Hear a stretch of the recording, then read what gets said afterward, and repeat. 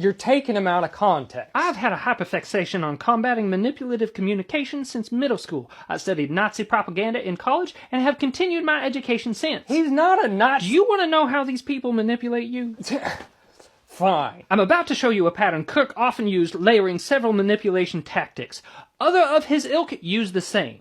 First, he starts with an inflammatory statement. If I see a black pilot, I'm going to be like, boy, I hope he's qualified. So, he was a great debater. In context, It's a dog whistle to his most extreme followers. Come on! It's also what's called an anchor for him to refer to later. We'll get to that, so hold on till the end for multiple revelations. Okay, yeah, but in context. But in context, next he says... It's not an immediate... No, you wouldn't That's have done not that who I before. am. That's No. not what I believe. See? That tactic is called inoculating, giving him plausible deniability. You're grasping at straws. Watch for this pattern. A dog whistle awful statement followed by a softening of the awful statement with a new statement. This is a type of moral laundering. Try to keep up with all these terms. And all this is bad. This gives his followers the ability to weaponize the first part while providing them an escape route with the second.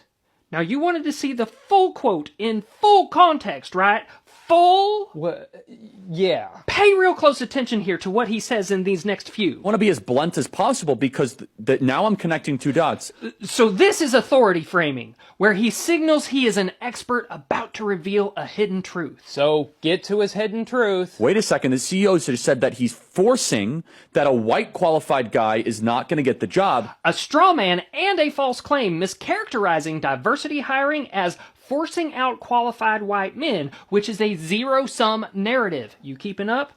It's also scapegoating, which shifts blame of his own prejudice to an external villain, i.e. DEI and black pilots. And it is white victim inversion, casting the dominant group as the harmed party. That's a lot. It is, but he ain't done. So I see this guy, he might be a nice person. I say, boy, I hope he's not a Harvard-style affirmative action student. He landed half of his flight simulator, trials. He's implying that the black guy still could have gotten his commercial pilot certification even if he crashed half his simulations. You're starting to get it. It's a loaded example with the purpose of poisoning the well and a tactic of specificity illusion. He names a prestigious school, Harvard. and he uses a made-up situation that he frames almost like it's a statistic to make it seem like this was actually a thing that happened sometime. But it didn't? But it didn't. Now remember that first statement? If I see a black pilot, I'm going to be like, boy, I hope he's qualified. See how it is an anchor? He keeps referring back to it, building layers of a case to rationalize that awful thing he said.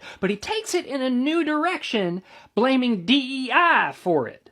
Has he said one verifiable statement yet? I mean, DEI does mean less qualified. And you believe that because guys like Kirk. Now, he keeps going on this rant, but we're running out of time.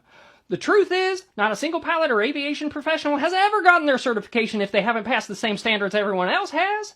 His crashed half their simulations argument is hogwash because you need a minimum of 40 hours actual flight time, not a simulator, just to get a private pilot's license before you can even start the certification process for your commercial license, and most instructors don't sign off on you until you've done 60 to 80 hours. Then there's the 250 minimum in an actual aircraft to get commercial, and then 1,500 minimum actual flight hours to be an airline pilot on top of your flight simulation hours. And the thing Kirk's arguments ignore is that if an instructor passes someone who is incompetent, their instructor license can be revoked. They don't do that! So what's DEI? Grants that fund outreach initiatives to get underrepresented populations interested in aviation. Funding for colleges and universities, including HBCUs, to develop and or expand aviation training and pipelines. Grants and scholarships that provide a means for those who can't afford the astronomical costs of aviation schools. And all of these programs are optional. No corporate or private entity is forced to do them. There has been drastic shortage of pilots and aviation personnel since Reagan's disastrous policies, which made training unaffordable, among numerous other issues. But now, because of DEI cuts, the shortage is getting worse.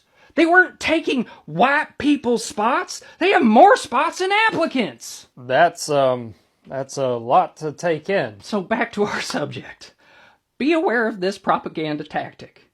Inflammatory dog whistle statement, immediately followed to deny or soften that statement.